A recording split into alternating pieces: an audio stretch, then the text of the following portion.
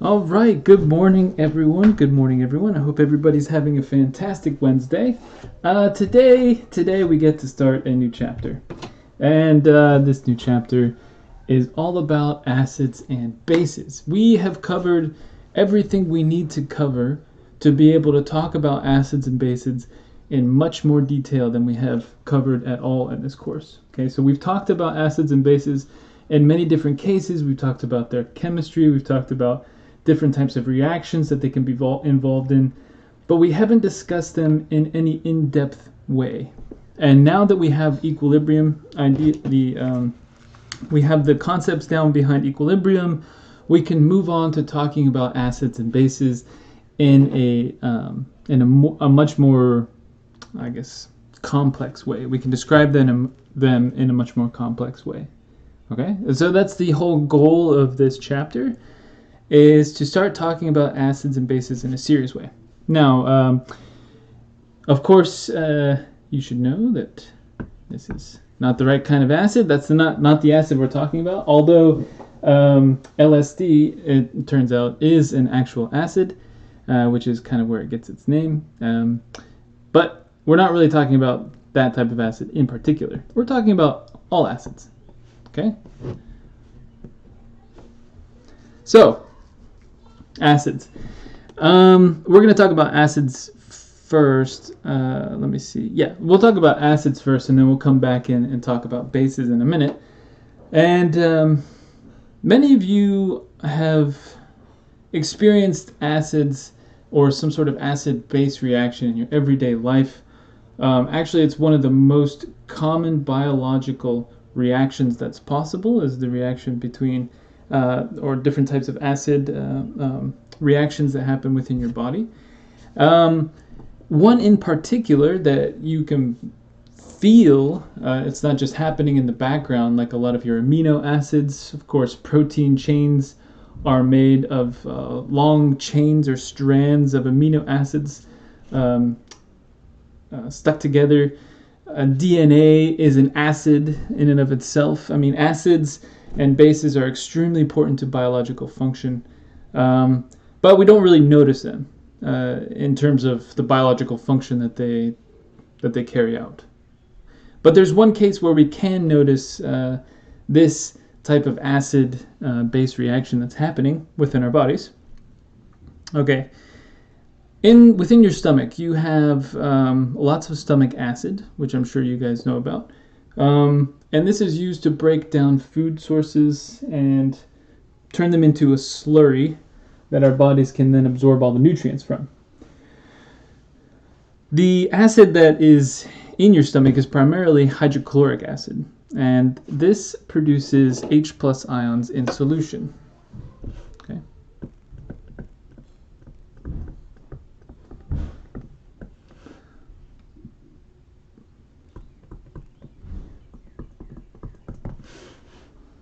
Okay, and of course HCl, as you know, produces H+.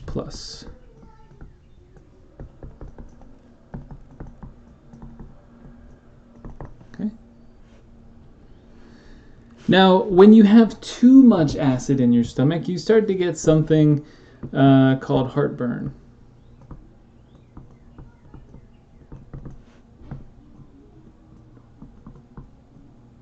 Okay, and this is where the acid starts to kind of react negatively with your esophagus, and you start to kind of feel this weird tightness in your chest, and sometimes you even cough up a little bit of acid. It's a very unpleasant thing, and this just has to do with an imbalance in the pH of your stomach. And I know I haven't really discussed pH yet, but we'll get to it in a minute.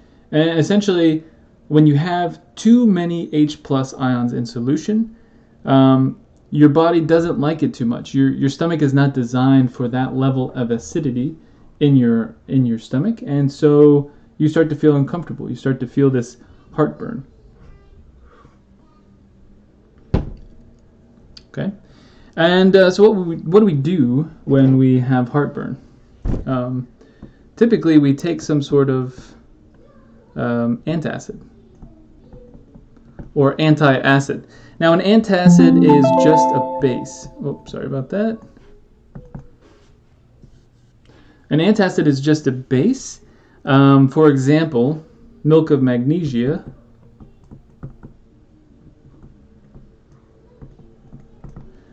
is just a magnesium salt of hydroxide. Okay, so this contains something called hydroxy, a hydroxy group. And if we have an H plus, extra H plus, this is all from HCl, in aqueous suspension, and we add in some OH minus from aqueous suspension, and this is from milk of magnesia. That spells out Bob. Nice. Milk of magnesia. What do we get from this reaction? We actually end up getting liquid water. So when we react together an acid with a base, we end up getting liquid water. This is called a neutralization reaction.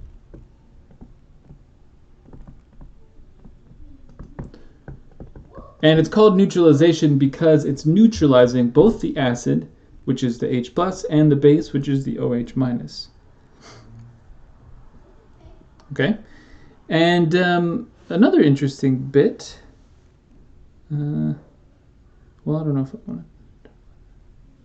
Sorry, I'm looking at my notes, wondering if I actually want to talk about that. Yeah, actually, I think it makes kind of sense here. So, an interesting thing about saliva.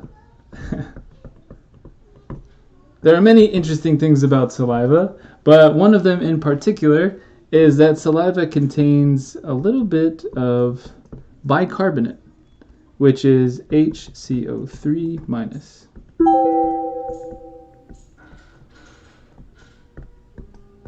Okay, bicarbonate. And bicarbonate reacts with H plus as well. Ooh, bad aqueous.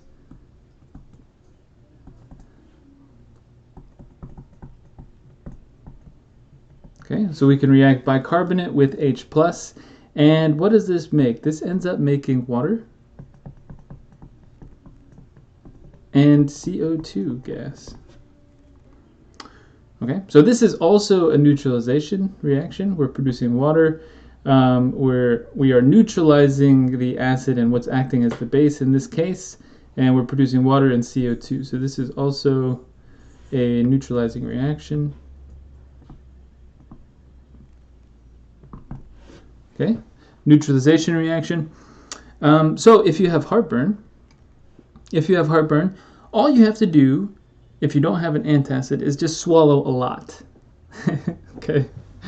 Turns out there's just a little bit of bicarbonate in your saliva, so it takes a ton of swallowing in order to actually neutralize all the HCl that's in your stomach. Okay. So you and I and everybody, we experience a lot of acid-base reactions in our everyday life. Well, at least I hope you don't get heartburn every day, but you function by means of acid-base reactions, and so they're incredibly important. And in terms of topics of chemistry, this is one of those topics that almost defines general chemistry. Your understanding of acids and bases can define your understanding of general chemistry. That's how important these reactions are. Okay, let's first talk about acids. Okay. There's some nomenclature involved in acids, but we've already learned this. This is all in chapter 3. 3.6 is the section that you should look at. Acids have a sour taste. You should never taste an acid. I always have to say this when I give this lecture because it's like, we knew that they have sour taste because way back in the day, that's how people would test if it was an acid or a base. A base has a bitter taste and an acid has a sour taste. And so you would be able to tell if your stuff was neutralized or not just by, dipping your little pinky into the reaction and putting a little taste on your tongue. The life expectancy of chemists was pretty abysmal before they started to realize, oh, hey, maybe we shouldn't taste the acids. Maybe we shouldn't taste the bases. While acids and bases aren't necessarily bad for you in the long run, like you could probably get away with tasting a pure acid or a pure base for a pretty long time. The problem was that acid-base reactions and acid-base chemistry are often involved with things that are quite toxic to you, like heavy metals or other things like of this nature. And consuming them in small quantities on a daily basis over 10 years can really affect pretty awful changes within your body. Okay, so they have a sour taste, and it used to be one of the ways that we would test to see if it's an acid, but of course we are no longer tasting anything that's in the lab. Not only do they have a sour taste, but they dissolve many types of metals.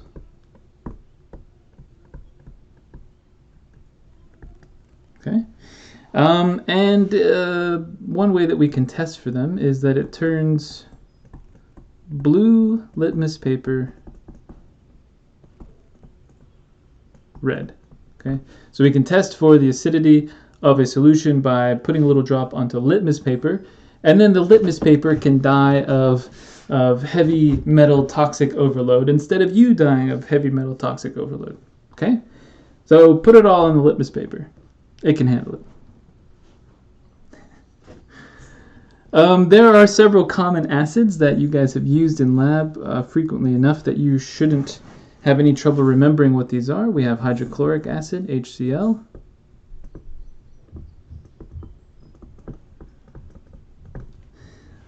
We have sulfuric acid.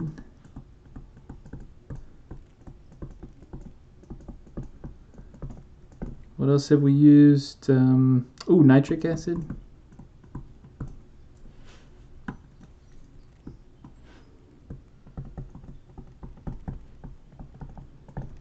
Anything else? Acetic acid.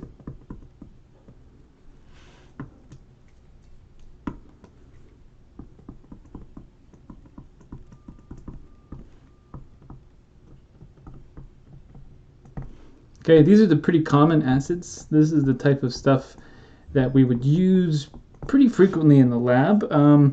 There are a list of common acids other than these four in section 16.1. I highly suggest that you memorize these acids and their names and their chemical formulas. Now within acids, there are several different classes of acid that you can be. Try saying that 5 times fast. Classes of acid, classes of acid. Actually, it's not that bad. Although I might end up saying something that's not quite appropriate if I think about that. Classes of acids. Yeah, that might not be so good. There are different classes of acids within these groups. We can have something called a monoprotic acid.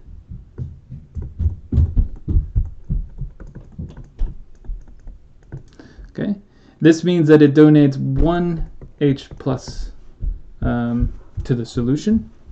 Examples of this are HCl. We can have a diprotic acid, something like sulfuric acid, which has a Lewis structure that looks something like this. Okay, we have, of course, this is an extended octet here in the middle, as you guys learned from the Lewis structure chapter. Sulfur is very likely to form an extended octet, and this is the Lewis structure that takes place. Oh, whoops! This also has an H. Sorry about that. And both of these hydrogens here are acidic. Okay, so both of these are acidic, and so this is called diprotic. Whoa! Holy red, Batman! Why is it still red? Wait, okay, you guys watch me. I'm changing it to black. Is it black now? Okay, now it's black. Why was it red again? Who knows?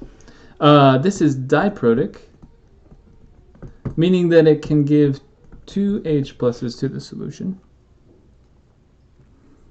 Okay. There are other examples of monoprotic. For example, HNO3 is monoprotic. Acetic acid is monoprotic, and it looks something like this. Even though it has a bunch of H's within the structure, actually the Lewis structure looks something like this. We have a methyl group attached to a carbon, and then a double bond up to an oxygen, single bond to an oxygen, and then over to a hydrogen. Okay, this is called a carboxylic acid group or carboxyl group, this whole section right here.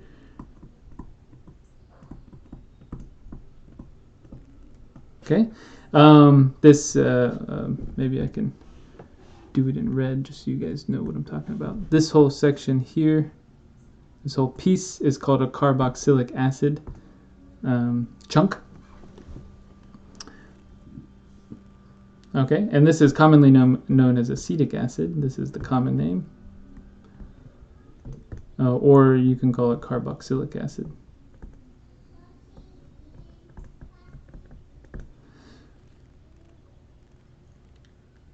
And this kind of means that it's a living acid. Okay, it's a living acid, and this is because it's found in many living systems. It's monoprotic, and it ends up giving the anion CH3COO- plus H plus. Okay, and by the way, if you're wondering why I write acetic acid CH3COOH like that, that's because this is exactly how it's written in the or that's exactly the structure of the molecule after you make the Lewis structure. So it makes it a lot easier for me to remember the molecular formula for acetic acid if I write it in that way. Plus, it kind of looks like choo-choo.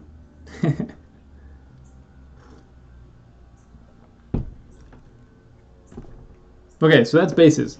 Let's talk about, that's acids. Let's talk about bases. Bases, turns out, have a bitter taste.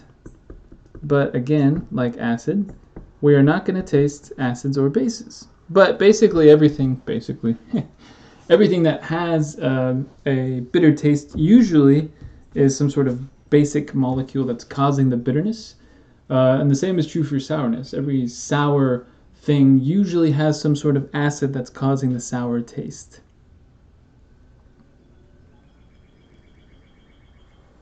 Okay, bases, they turn red litmus paper blue, and they feel slippery on the skin, almost like soap.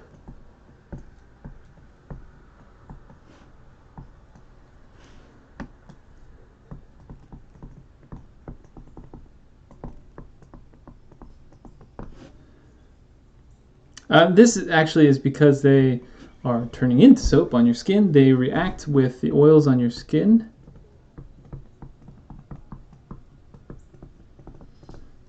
And they actually end up forming a soap-like substance. Okay, that's why they're slippery. That's why they feel like soap. Literally because when you react a base with an oily substance, you end up making a soap. Okay, and this is actually how they make soap, or how they made soap for years. You would take some sort of fat, like animal fat or some other source of fat.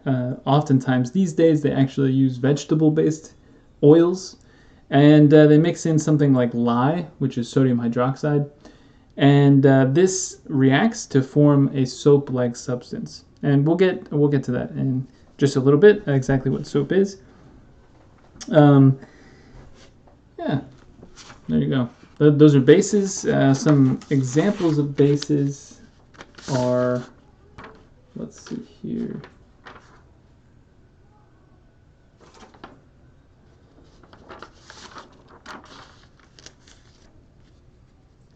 Oh yeah, calcined lime. This is an interesting one. Cement has something in it called calcined lime.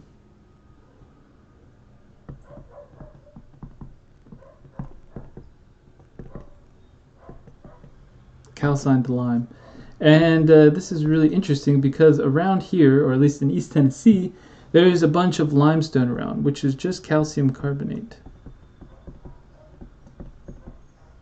Okay, if you take limestone and you put a ton of heat into it, so I'm just going to represent that by a delta. If you put a ton of heat into it, you turn it into calcium oxide.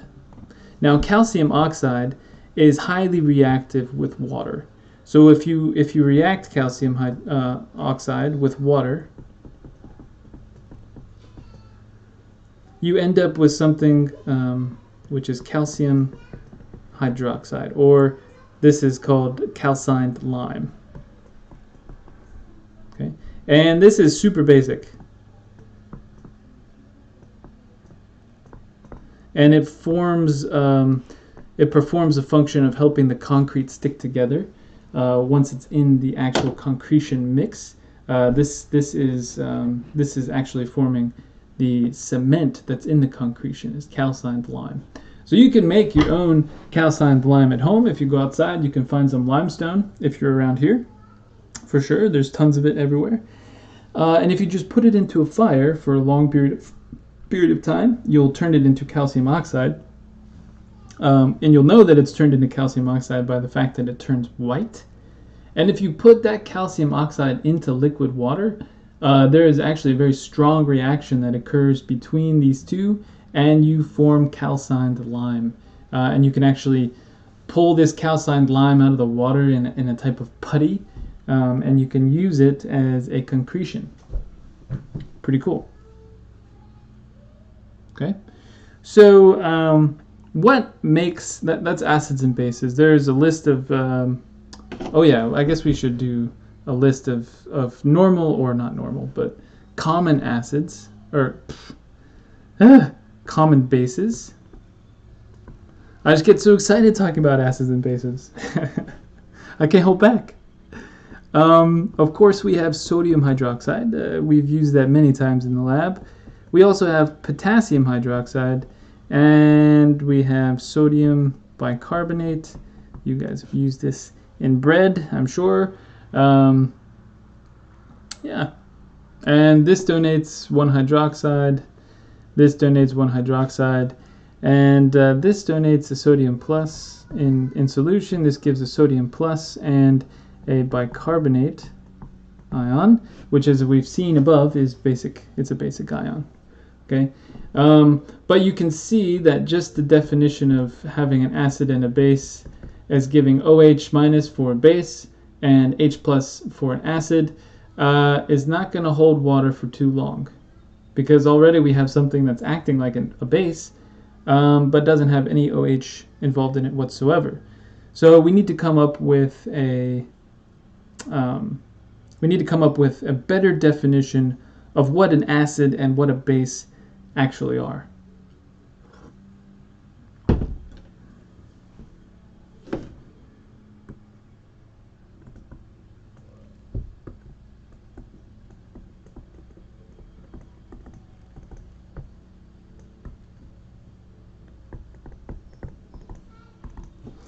So yeah, what are these acids and bases? I like to form this question in somewhat of an indignant way, like you've been lied to your whole life. What is this acid anyway? Well, it turns out that there are 3 definitions. Yes, you read that. 3 definitions of acids and bases, and the complexity of the definition kind of increases as we go through them. Okay, so the initial definition is the Arrhenius definition.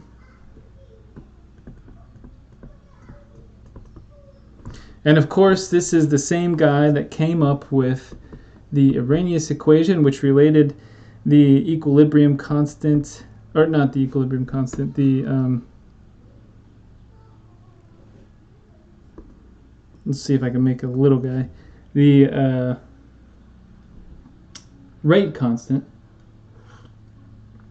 There we go. Relates the rate constant to A to the negative EA over RT. You guys remember that when we talked about rates, kinetics.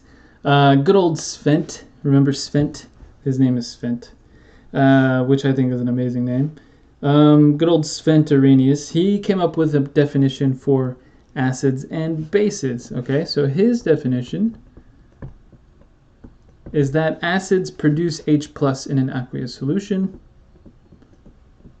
Pretty plain Jane.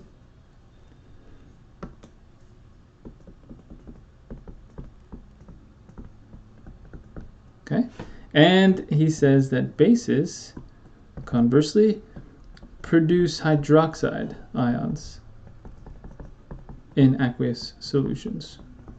Okay, so we have acids give off H+, bases give off OH-. Everything is simple in the world. Everything is great. Everything makes sense. Right? Wrong. So we can have something like an Arrhenius acid, which when you put it into water, it deprotonates, and it forms H+ aqueous and Cl- aqueous. Okay, so this is called an Arrhenius acid. Okay. But what the heck is this thing actually? What is H+ aqueous?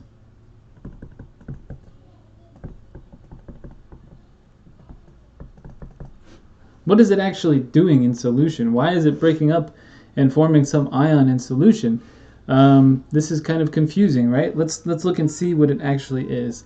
We can call this many things. This is hydronium ion, H+, solvated H+.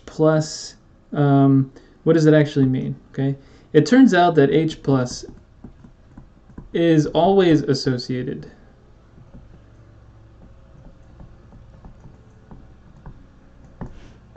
with a water molecule or two in solution. Meaning H+ isn't just kind of floating around in solution on its own. It's actually always associated with H2O. And in reality, the best way of describing H+ in solution is not really H+ on its own. It's actually something called H3O+. Okay? Because if you have H+, on its own in solution, it's going to immediately react with water molecules. And this is because if you look at water, and you recall from its Lewis structure, it's a bent molecule, and it has these lone pair of electrons on the other side of the hydrogens. Now, if we have some sort of hydrogen floating around that is positive, basically it has no electrons, remember that it wants two electrons. It wants two electrons. It needs them.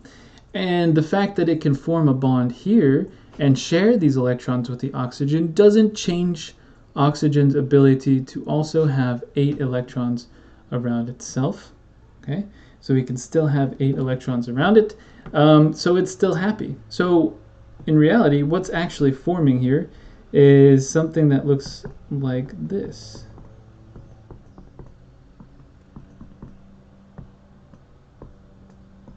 Okay, with a plus charge. And this is truly how hydrogen exists within water. And as a matter of fact, sometimes it can even bond with 2 or 3 water molecules. So it's not as simple as simply H+ in solution, kind of like sodium plus in solution is. It's a little bit more complicated than that. And this H3O+ is called the hydronium ion.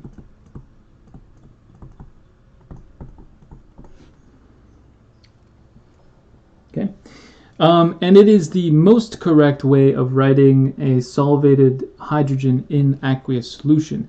However, we use H+ and H3O+ interchangeably.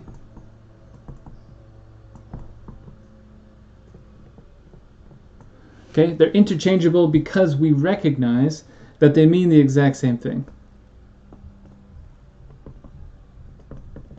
Okay. So if you see H+ in a reaction, it's fine. If you yourself put H+ in a reaction, that's fine. That will not be counted as wrong, and that is not the incorrect way of doing or writing out these chemical reactions.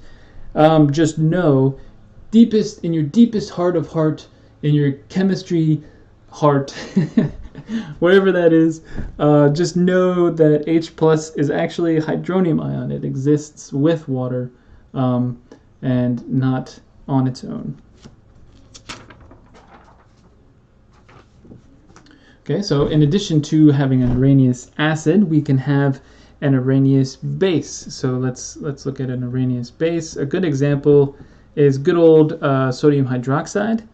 And this this will dissociate into sodium plus and OH minus ions in solution. This is called an Arrhenius base.